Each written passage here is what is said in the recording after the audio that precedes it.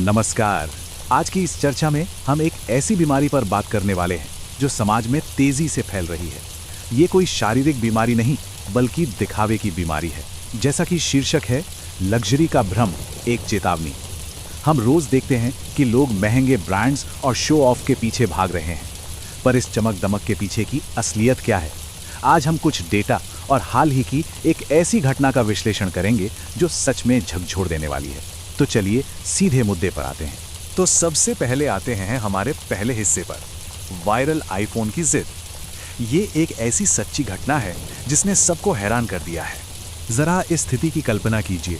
ये एक अजीब सा, या यूं कहें कि काफी डरावना विरोधाभास है। एक तरफ एक माँ है जो किसी तरह अपने परिवार का पेट पालने के लिए रोज सड़क पर फूल बेचती है। उसके लिए एक एक रुपया कितना मायने रखता है। और ठीक दूसरी तरफ उसी का बेटा है। उसने क्या किया? अपनी उसी गरीब, संघर्ष करने वाली माँ से एक बहुत ही महंगा आईफोन मंगवाने के लिए लगातार 3 दिन तक खाना पीना छोड़ दिया। मतलब सोचिए जरा, ये कोई बच्चों वाली जिद नहीं है। ये एक ऐसी मानसिकता बन चुकी है जहां घर की रोटी से ज्यादा दिखावे का एक फोन जरूरी लगने लगा है। ये इस बात को दर्शाता है कि लोग सिर्फ कूल दिखने के लिए किस हद तक जा रहे हैं। और सच कहूं तो इस पूरी घटना पर जो सबसे सटीक प्रतिक्रिया आई है वो सीधे तौर पर यह कहती है, अरे भाई कुछ तो शर्म करो। ये सिर्फ बोले गए शब्द नहीं है, ये एक आईना है। ये दिखाता है कि जब हम महज दिखावे के लिए अपनी हैसियत से बाहर जाकर अपने ही परिवार को इस तरह से परेशान करते हैं तो हम सिर्फ आर्थिक रूप से नहीं बल्कि नैतिक रूप से भी दिवालिया हो चुके होते हैं। असली इज्जत किसी चमकते हुए फोन से नहीं बनती। अब यहाँ एक बड़ा सवाल उठता है कि आखिर ये सब शुरू कहाँ से होता है। चलिए देखते हैं हमारा दूसरा हिस्सा, सेलिब्रिटी की नकल का भ्रम। इसकी विडंबना देखिए। लोग बड़े बड़े फिल्म स्टार्स को देखने के लिए उनकी फिल्मों के टिकट खरीदते हैं, फिर उनके विज्ञापन देखकर वही महंगे कपड़े, वही फोन खरीदते हैं और उनकी लाइफस्टाइल की अंधी नकल करते हैं। लेकिन यहाँ एक बहुत बड़ी चूक हो रही है। हम ये बिल्कुल भूल जाते हैं कि वही हस्तियाँ असल में अपना पैसा कैसे मैनेज करती हैं। वे अपने फाइनेंस को स्मार्ट तरीके से इन्वेस्ट करते हैं, संपत्ति बनाते हैं। लेकिन हम क्या कर रहे हैं? हम उनके पैसे कमाने का तरीका नहीं सीख रहे बल्कि सिर्फ उनके पैसे खर्च करने का तरीका कॉपी कर रहे हैं। ये बिल्कुल एक उल्टा चश्मा पहनने जैसा है। और यही अंधी नकल हमें ले जाती है एक बहुत बड़े जाल की तरफ। हमारा अगला हिस्सा है EMI का माया जाल। अब जरा इस आंकड़े पर ध्यान दीजिए, 80%। स्रोत से जो डेटा निकल कर आया है वो सच में हैरान करने वाला है। भारत में बिकने वाले कुल आईफोन में से करीब 80% EMI पर यानी किस्तों पर खरीदे जाते हैं।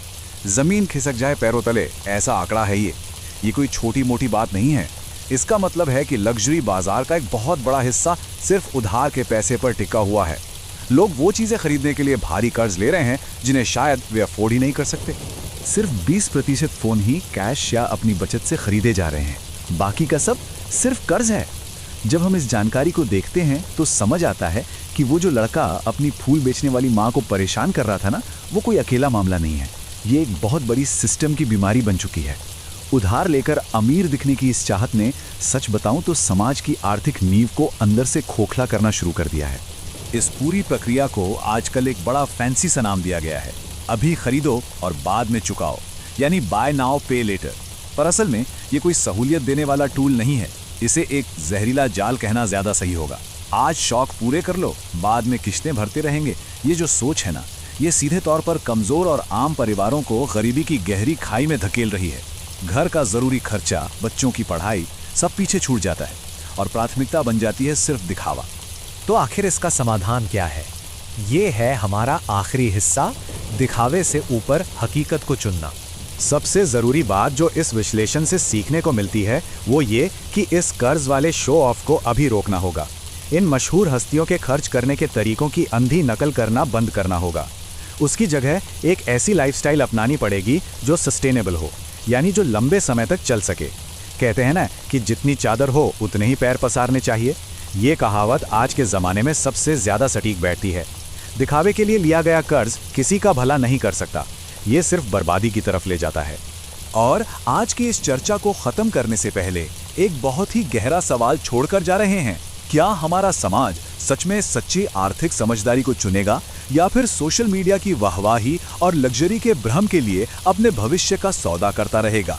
ये एक ऐसा सवाल है जिसका जवाब किसी किताब में नहीं बल्कि हमारी रोज की आदतों में छिपा है।